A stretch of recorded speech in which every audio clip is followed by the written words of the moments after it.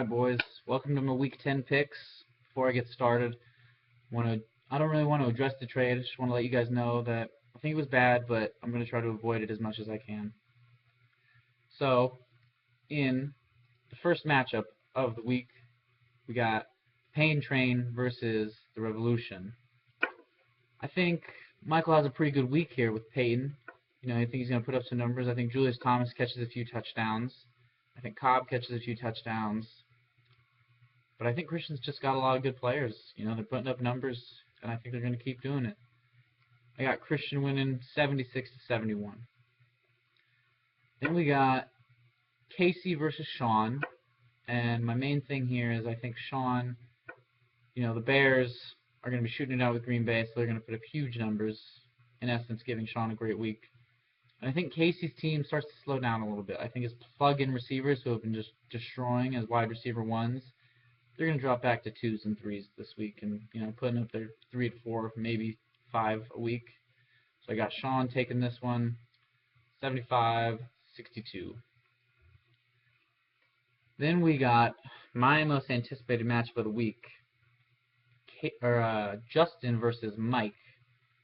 Now, after this trade that Justin made, it appears he's slowly, quietly just giving away his best players so that he can lose the division lead.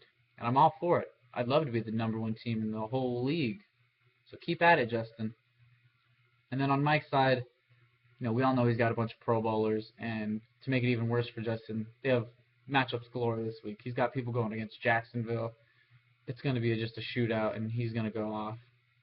So I got Mike taking one 85-62 over Justin.